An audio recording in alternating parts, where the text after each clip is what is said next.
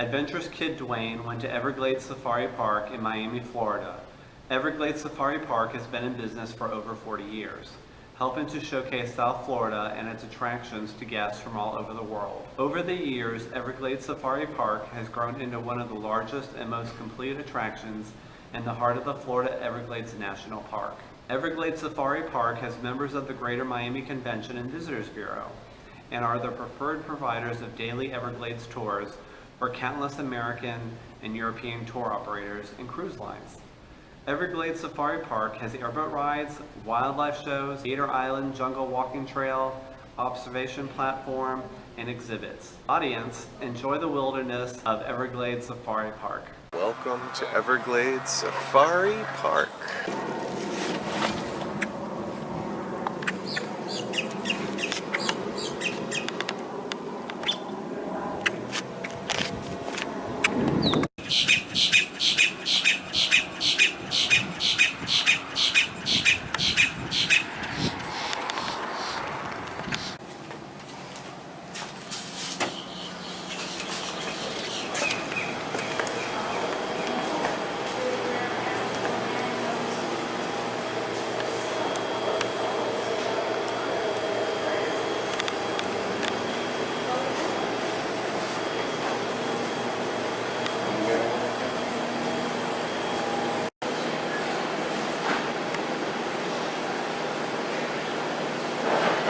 Food time.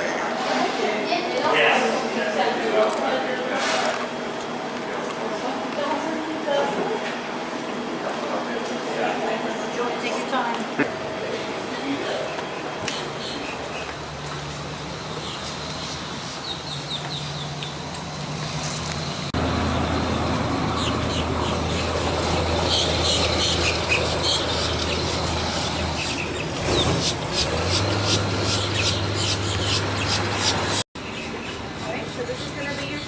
Okay. Guys, good morning. Alright. This one is going to be your ticket. You're on tour number 4. Okay. It should be going out in 20 to 30 minutes. Okay. Thank you. We'll I'm going to tell you some Everglades facts. Number 1. Did you know the Everglades is actually a river? The Everglades is the only place in the world where alligators and crocodiles coexist. Fire is common in the Everglades, and it is helpful. Those are nice looking birds.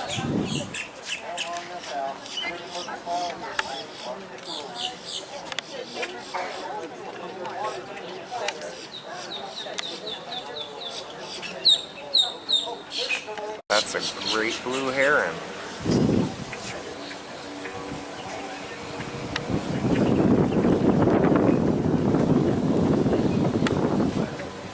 Did you know the great blue heron is found throughout most of North America as far north as Alaska and the southern Canadian provinces in the summer and winter? The range extends south through Florida, Mexico, and the Caribbean to South America. The primary food for great blue herons is small fish, though it is also known to opportunistically feed on a wide range of shrimp, crabs, aquatic insects, rodents, and other small mammals, amphibians, reptiles, and birds, especially ducklings. Primary prey is variable based on availability and abundance.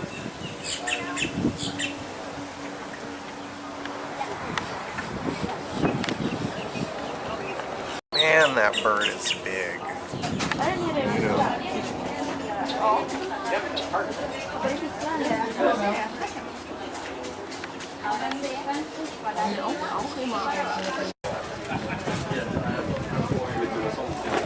Wow, look at that gator.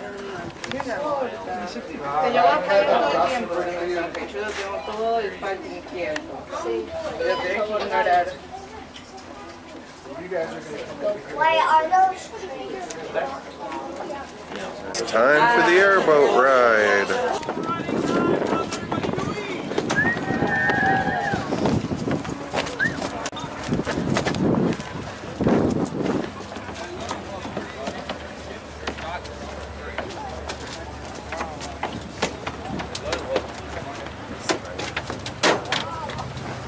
Hello.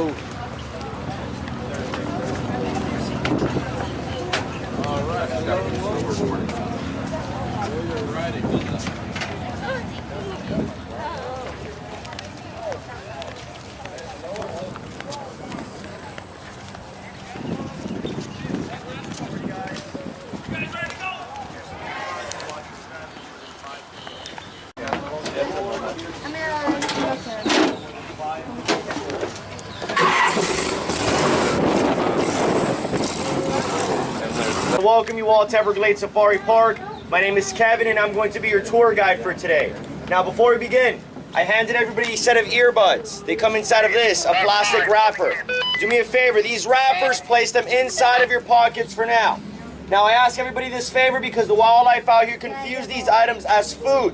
Both products are bad for the environment. It's very important that nothing is thrown into the boat or that nothing falls out into the water. The items, when we come back from the ride, you can toss them in the trash can on the right side. Now, sunglasses, headwear, and small children, make sure to secure them all tightly. You don't want any of them flying off into the water or going through my propeller that I have in the back. And if you feel like standing, feel free to do so, but I do ask you grip the rails in front of you and hold on for dear life. I will be going fast and it does become a bumpy ride. Now, ladies and gentlemen, I see the smiles of joy and I hear the screams of excitement. So I have one last question. Are you guys ready to go? Yeah!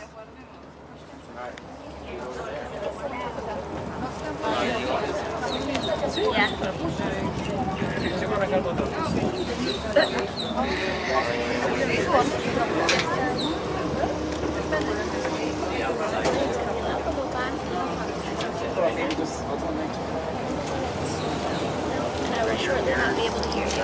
Okay.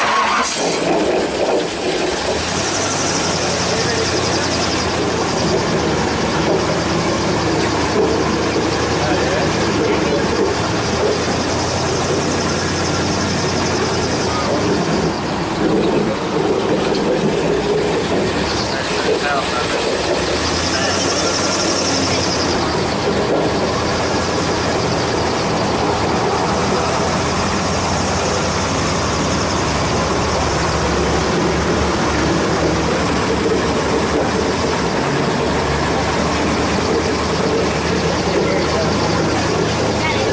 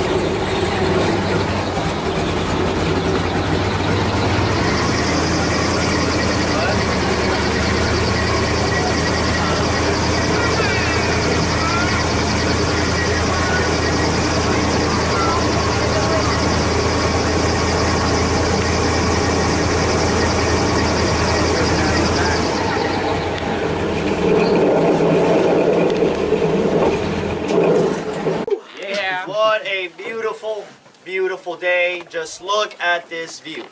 The sun is shining, the sky is blue, the grass is green, and the water is brown. Yeah. I mean, what more can you ask for right now? Is everybody enjoying the ride? Yeah. That's what I like to hear. So guys, feel free to stand up, take some pictures, take some videos, enjoy the beautiful view we have here today. Meanwhile, I want to welcome you all to one of America's great national parks, one of the largest ones actually. I want to welcome you all to America's great river of grass. Now, this is an ecosystem that is often confused as a swamp, but that is incorrect. In a swamp, the water does not flow. It's stagnant, and sometimes the water begins to rot, sometimes even developing an odor. But out here, you can see the water flowing. You were all sitting on one of the slowest moving rivers in the world. And the river itself just flows a few miles per hour a day, and that is due to all the vegetation here. The vegetation slows down the flow of water from north to south. And the Everglades sits above sea level, so the water flows down into the Atlantic Ocean or the Gulf Bay. And sitting above sea level, there is no water going upstream. All the water here next to you, and all the water you see around here, it all comes from the rain. This is a fresh water ecosystem. There is no ocean water here. Now, this brings me to a quick little side note, guys. On our way over here, I noticed that some of us in the crowd got splashed in the face with a little bit of water, for the sake of some fun. But I also noticed that one person inside of the boat, I'm not going to say who they were, but they know exactly who they are. They decided to open up their mouth and taste the water. It's not a big deal. That person will probably survive. But the reason I'm bringing this up is because I noticed that after tasting the water, that person told their friend next to them, "Oh, I think it's salt water."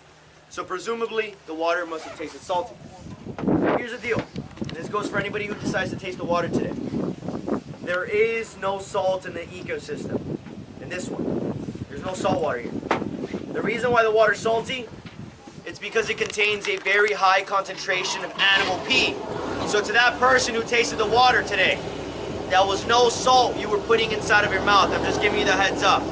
But regardless of that, ladies and gentlemen, this right here is one of the largest bodies of fresh water in South Florida. And without this ecosystem, some of us South Floridians like myself would not have our homes, our schools, or our jobs. Believe it or not, without this fresh water, you would not find tour guide Kevin dancing salsa with the beautiful women on the weekends. And that's because the water you see here, it gets transferred to water treatment centers throughout South Florida. The water gets cleaned up and sent back down to us ready for use. So during your visit to Miami, Florida, it is possible and likely that you all have been bathing in or even ingesting a little bit of purified Everglades water, as this ecosystem provides around 8 million South Floridians with consumable water. Now, on another note, guys, I want to let you all know that the rest of the tour is going to be focused on exploring the area. But I'm going to need a favor.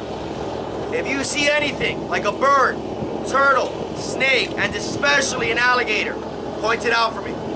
Now, I ask everybody this favor because sometimes my crowd may see something out here before I do. All of these animals camouflage well, and none of them are trying to be seen by us. In addition to that, we feel the hot sun on us right now. Many of these animals are going to be hidden in the water or below some shade in a densely vegetated area, like that one up in front. So we have to keep our eyes open. Now, before we continue on, don't be discouraged. It could be hot. These animals could be hiding. But you guys came at one of the best times of the year to see animals. Let me explain why.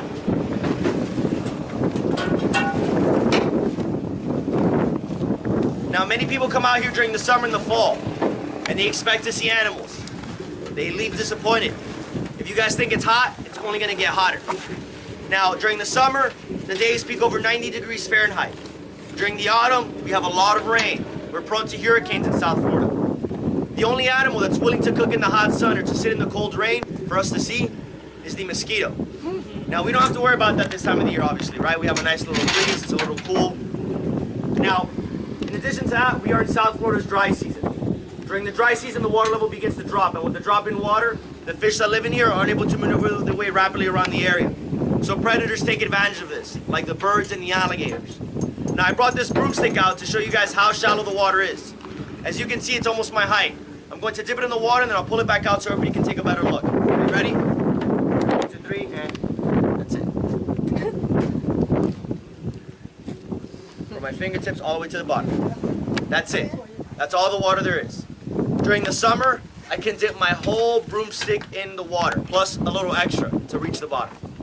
You know, so it's a significant change in water level. Now this brings me to my last and my final point. You guys see how shallow the water is. And I'm sure you guys already know this one, right? The alligator is the king of the Everglades. You guys know that one, right? All right, very good. I saw some heads going like that. Now, regardless of that. Now, I'm sure you guys already know this one as well, but an alligator can jump a quarter of its body length outside of the water. So if an alligator is large enough, it can make it in here. Now, if that were to happen, my recommendation, ladies and gentlemen, is to hit the water immediately, as it's much safer in the water than with an alligator inside of the boat. But I'm stating the obvious here. If that alligator makes it back out into the water, though, my recommendation is to make it back in here as fast as possible. Now, I say that because alligators have sensors all over their body to locate prey in the water. So if you begin to splash or swim, it's going to be attracted to you. In addition to that, an alligator can swim up to a speed of 16 miles per hour. Now take this into consideration. The fastest human swimmer in the world, the most decorated Olympian, Michael Phelps. Do you guys know who that is? Very good. Well, according to ESPN, the sports news network, Michael Phelps was clocked in at a top speed of 6 miles per hour. So there is no outswimming an alligator. Now, ladies and gentlemen, you know, I see the look on your faces and I understand the worry. Because trust me, I would be worried as well. But I want to let you all know something. A little disclaimer. And not everybody agrees with this, I understand. Occur on my airboat today. If an alligator makes it in here, thankfully, unfortunately, your tour guide has a very high seat, so he has nothing to worry about up there, ladies and gentlemen. He's going to be safe. I guarantee you that. Besides, in all seriousness, alligators like small things, easy to take away into the water and masticate. We got some small children inside of the boat today. You know, parents, you brought them to the right place. I'm talking to you right here, Jackson. I'm looking at you. I'll toss you in the water, man. Uh-oh. Has he been doing his homework? Oh, my. All right, we're going to have to look for some alligators. We're going to have to look for some alligators real soon then. All right, ladies and gentlemen. It's a beautiful day today. You know, I have a feeling we're going to get lucky, but I'm still going to need your help. So I recommend to stay standing as we continue on with your cameras ready to go. But before we start the tour once again, are there any questions so far on what I've said? Any questions on the Everglades, the wildlife, or the plant life? Any questions? You know, let's go ahead and get the party started. Let's continue our search for some alligators, and let's go ahead and have some fun.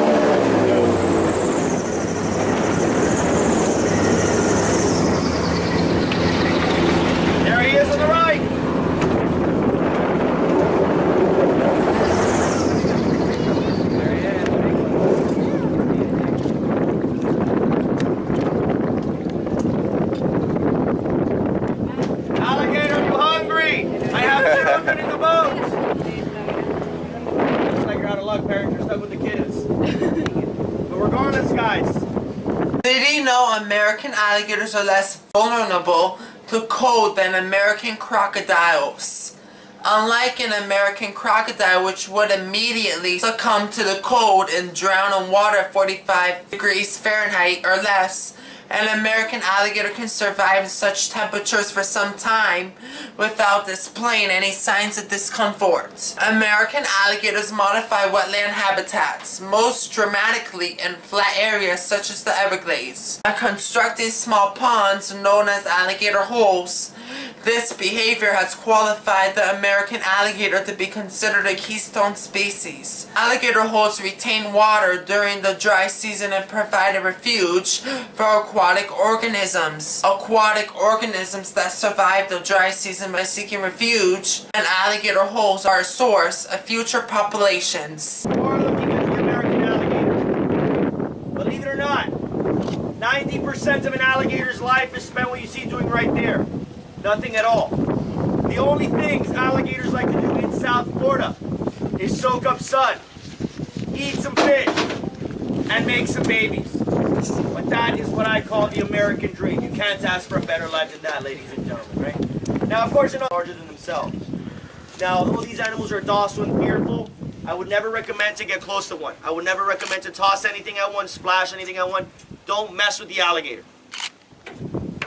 Earlier I made a joke about an alligator jumping inside of the boat, right? That's very unlikely. But what was true is that an alligator can jump a quarter of its body length outside of the water. They can swim up to a speed of 16 miles per hour. They can sprint up to a speed of 11 miles per hour.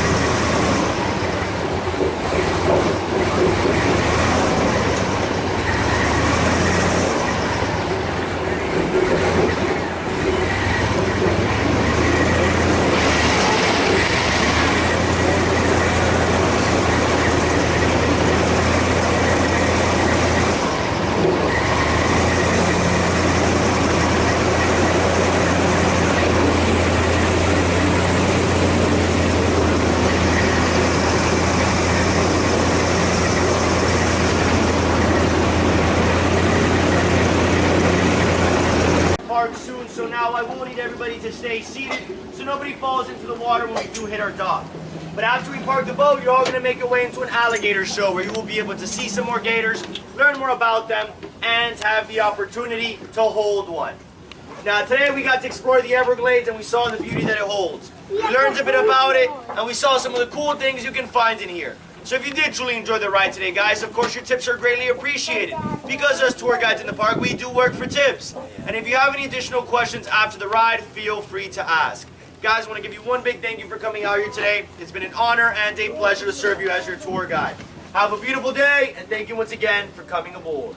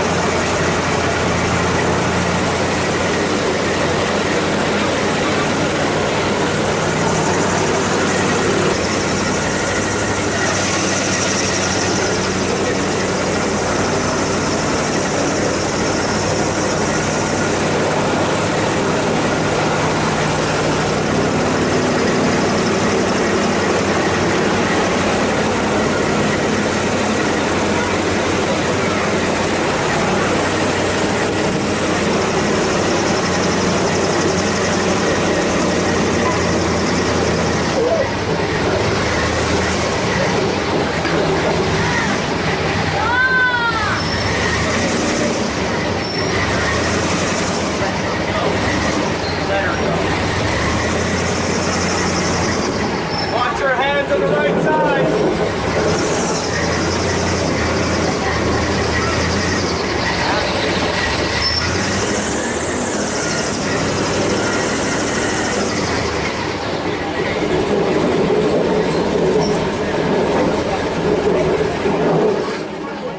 All right, ladies and gentlemen, give these guys a second to tie up the boat before stepping off so nobody falls into the water.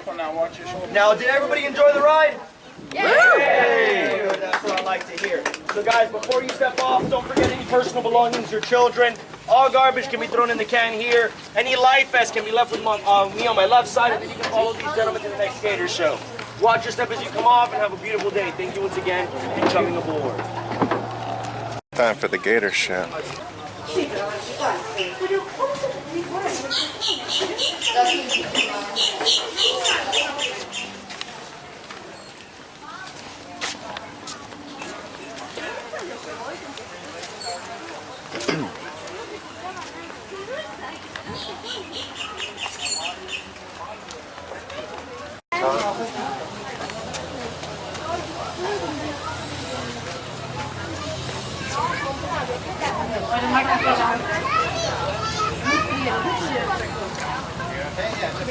American alligators can grow to be up to 15 feet in length. $3? $3?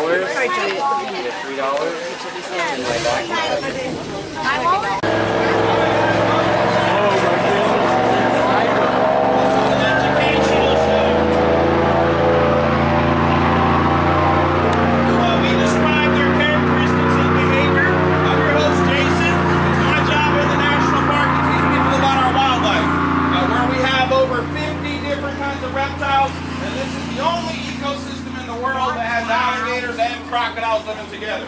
We have about 500,000 alligators here in South Florida and about 2,000 to 3,000 American crocs. Alright, so regarding this show, you're going to see behavior from these guys that's pretty unnatural, and that's because they're really used to me. You know, I come in here multiple times a day and interact with them and feed them, and so they know exactly why I'm here. So thankfully, they don't look at me as food, but someone who supplies their food instead. And by no means is this a show where I try to teach people to interact with wild alligators. No. I mean, for one, if you do, your day is going to end a lot different than mine. Plus, it's also illegal. But I'm going to talk about their natural behavior towards the end of the show. On the menu for them today is fish and chicken. In the wild, they'll naturally fish turtles, they'll eat birds, they'll eat other alligators, they'll eat snakes, even little grasshoppers. But they don't eat as often as we do, because if you do this most of the day, just sit around, you don't have to eat as much. So that's because the less the animal species moves around, the less they'll eat. The more often animal moves, the more often they have to eat. So if one of these guys eats a big fish or a turtle in the summertime, that's good for a few weeks. In the wintertime, that might be good for a few months. Think about birds. Birds are always on the move, right? What are birds always doing? Eating. Looking for food, eating.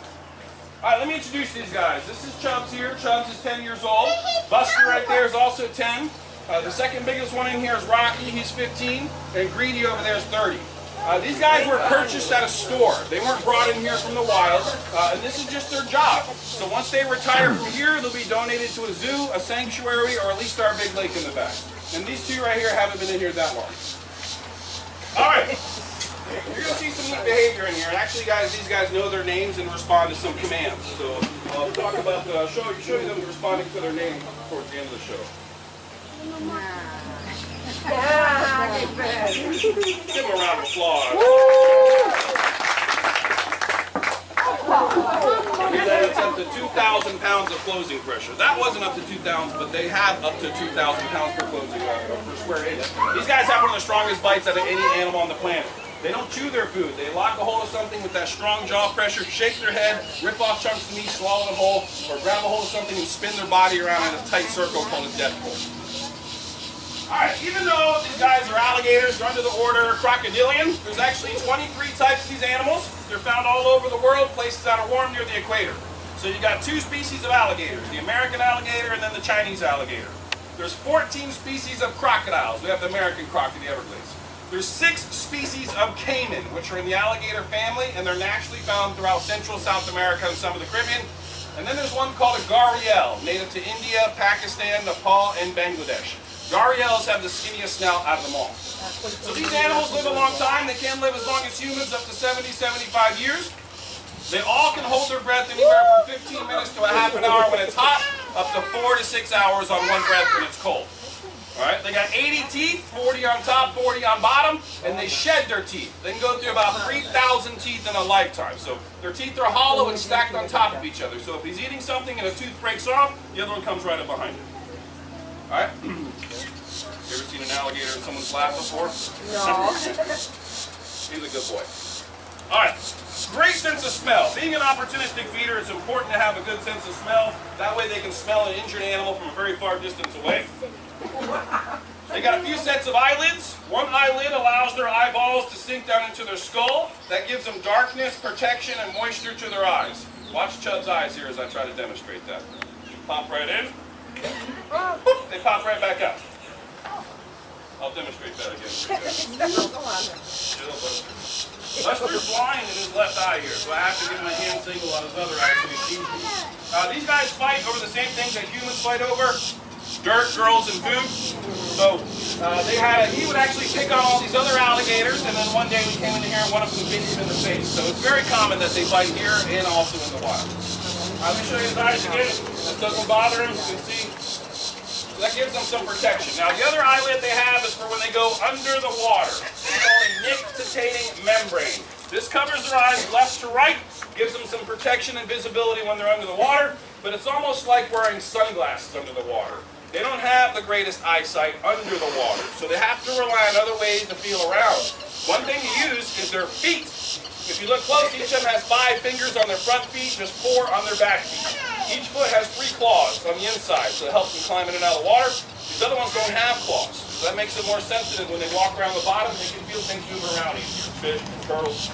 Also on their top and bottom jaw, if you look close, you see all these little black dots. These are called dermal pressure receptors. They got about 4,000 of these sensors. Some are inside their mouth. So they're more sensitive than our finger touch. It helps with water direction, water pressure, and helps them find food. Their ears, right behind their eyes. Little slits right there. They can close off those ears completely when they go under the water, but these are the most vocal of any reptile. So it's really important that they hear it. As they hiss, they bellow, they growl, they growl. Alright, check out all the bony bumps on their back. These are called osteoderms. Osteo meaning bone, derm meaning skin. So these are individual pieces of bone that actually float in a layer of skin above their backbone. Being bone, it's very tough. It's like body armor, but the main purpose is to keep them nice and warm, as they're like solar panels. When they sit in the sun, they absorb heat, and that heat's pushed through their body. It helps them digest a meal or even to get some energy. The record alligator size in Florida is almost 5 meters long. So 14 feet, 3.5 inches, 654 pounds. Males get larger than females. Now this kind of relationship that we have with these guys where you don't see them lunging at me trying to bite me, it's because we don't wrestle in here. I don't know if you guys have heard of alligator wrestling, but it's really animal abuse. They don't enjoy it. We got to pull them around by their tail, jump on their back, pin them down, open up their mouth. If I were to do that to them, they would be defensive. They would be lunging at me trying to bite me. So this comes from giving these guys lots of love. That's how we have this relationship. Remember, we're not trying to teach you how to tame your local alligator. Just want to show you that their actual behavior is smarter than people give credit for. But in the wild, you got to respect these animals. They're on top of the food chain. They're apex predators. So we recommend staying at least 15 feet away from them at all times. If you corner one, they might defend themselves. All right, so common sense tells us to never walk a small pet by the water. These are water's edge creatures. Their main burst of energy is coming up out of the water, grabbing an animal, and bringing it back. So never walk a small pet by the water, and never approach the water and bend down.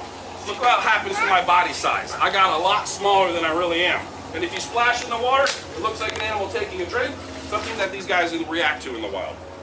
Now the last thing I want to talk about, guys, is their natural behavior. In the wild, alligators do have a fear of humans. They're afraid of us. This is why it's illegal to feed them. If anyone feeds a wild alligator in Florida, you can get in big trouble if you're not cooperative. You can go to jail for 60 days and get a big $5,000 fine. Because once you feed these wild ones, they lose that fear of humans. Then they start approaching people associating humans with food. That's when accidents happen. And there has been 30 people killed by alligators in the United States since 1948. So while this is tragic, 30 people lost their lives in 71 years, that's not that many people. So what does this tell us? Besides leave them alone? Well, you know what tells me they're not as dangerous as the most dangerous animals on the planet? Mosquitoes are the second most dangerous. So guys, be careful when you head back to the city. You'll be around all those people. I'd rather be here in the Everglades. All right, let's get a couple to respond to their names. Buster!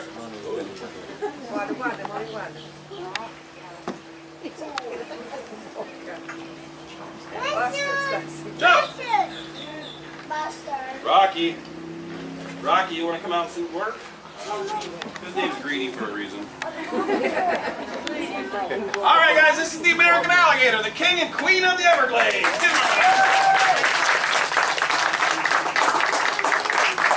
Alright, now I got something special for you guys. You get a chance to hold an alligator. I'm going to bring a little one out there first. His name is Snappy. Don't mind the name. But before you get a chance to hold him, I want to talk about him real quick and point out a couple things. I'll be right back.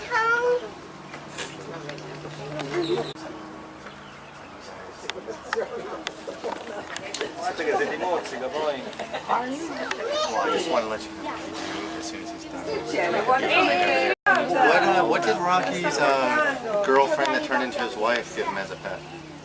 Hey, Rocky Balboa. Introducing Snappy. She worked at a pet store. Two turtles, they still have to this day. Oh, really? Yeah, they only hatch in August and in September. Are you passing on that They're alligator? tiny. They come out about the size of like a chicken egg. You can see a picture of them back there.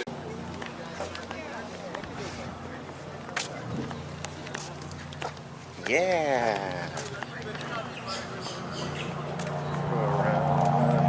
Wow, a bunch of gators.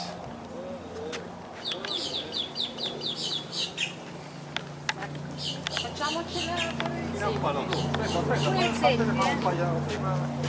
insieme, è vero. Vai di là.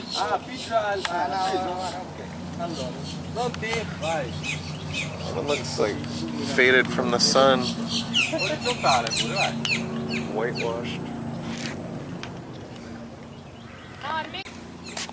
Attention anyone in front of the car for store number 10 or orange sticker 7, store 10, orange sticker 17, come to the ticket area.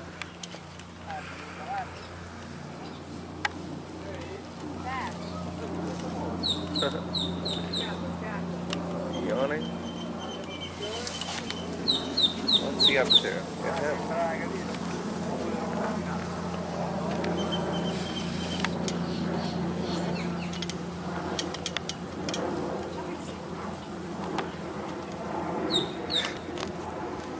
Wow.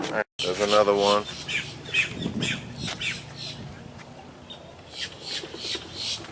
Flowers in her hair.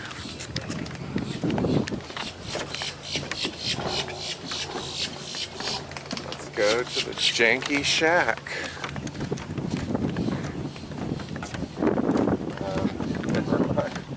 Let's observe from a distance this janky shack.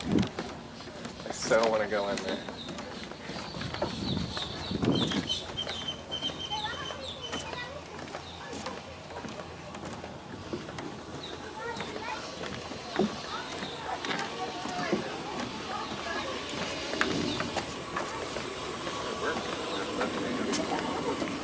This is steep. Oh my. Radiator proof.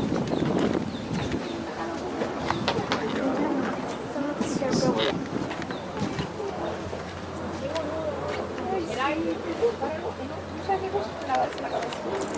no! No se pase todo.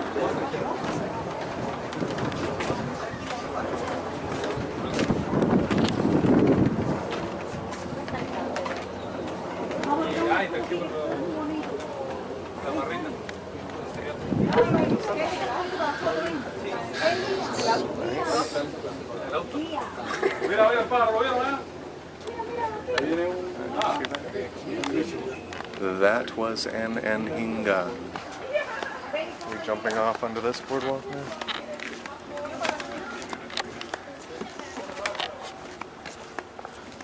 Last call for everyone in front of the park is tour number 10. Final call for Interlacing boardwalks around here.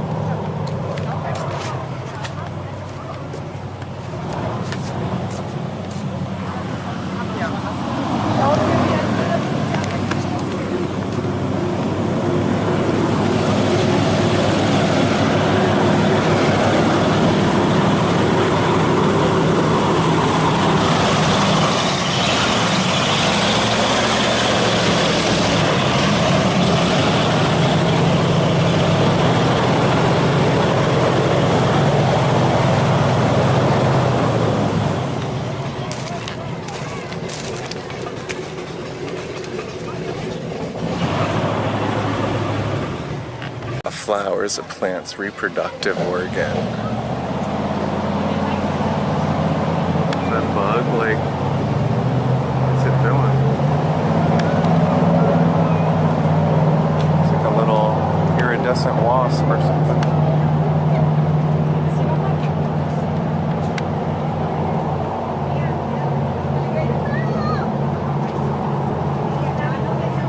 This is a bromeliad.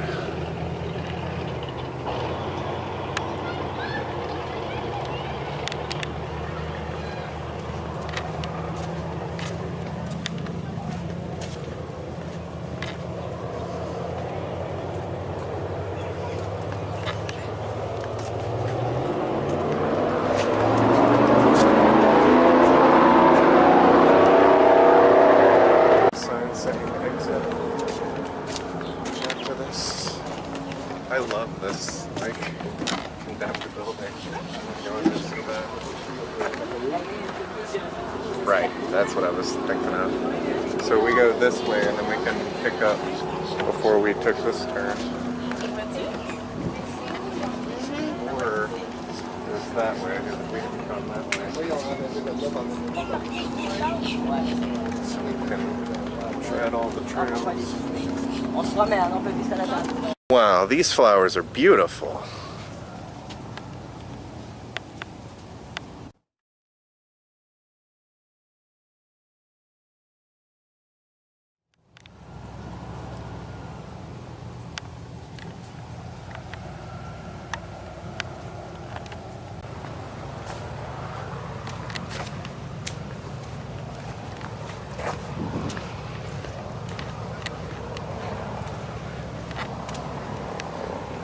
A caiman and gators.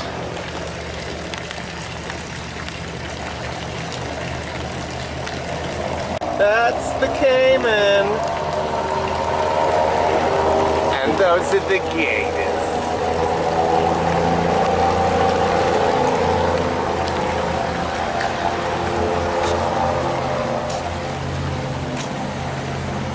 Bring that Cayman back to my heart.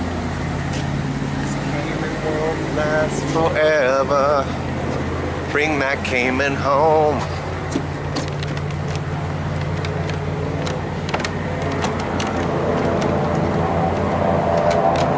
Uh-oh.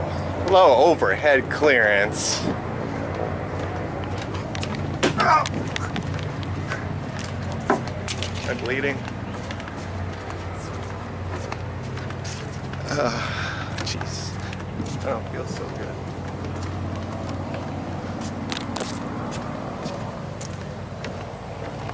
The undiscovered country. This way.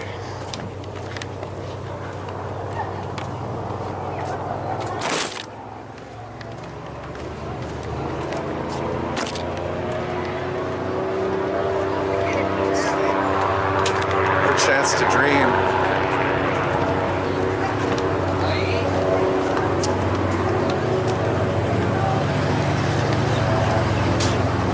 Let's go see the museum.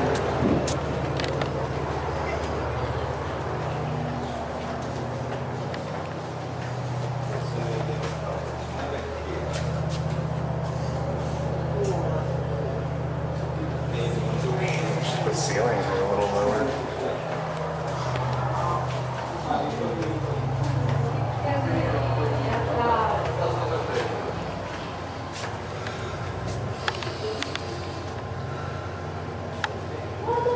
Tortoise.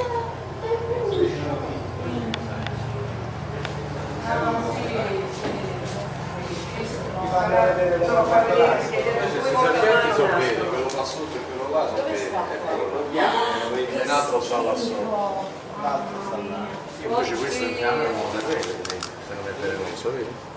Vedi come siamo diversi. Sarà scritto, no? Mauro? Sì. I pitoni che fa la palla. C'è scritto Mori.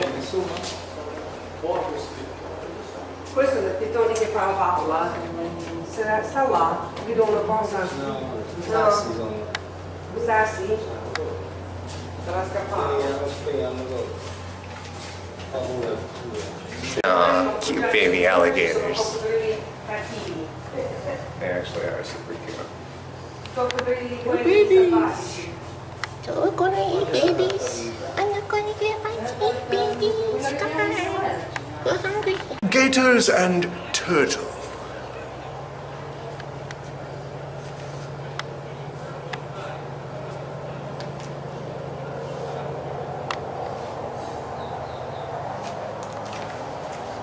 Bring that Cayman home. I can't live a night without you. Cayman, you're all that I got in my heart. Bring that Cayman. Oh, did you? Oh, we saw him before. But he's huge.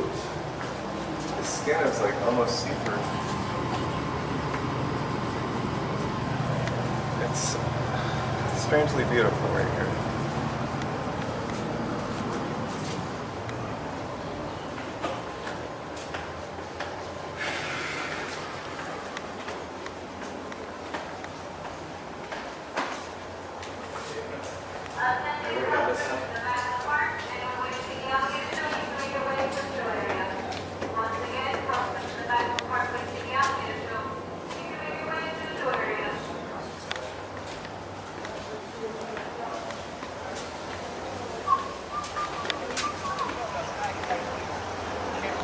Bring that Cayman home.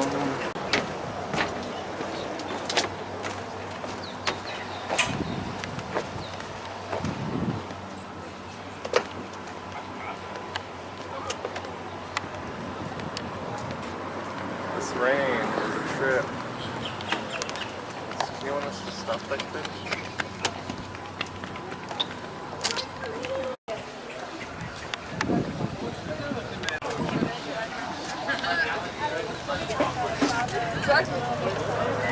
Talked before about Marjorie Stoneman Douglas.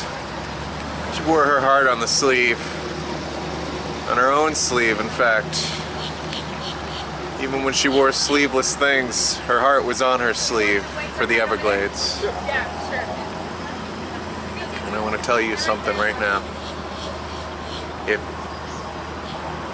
you feel like coming to the Everglades, you feel like soiling the Everglades, soil this first and thoroughly. Soil my head. Bye, Everglades Safari Park.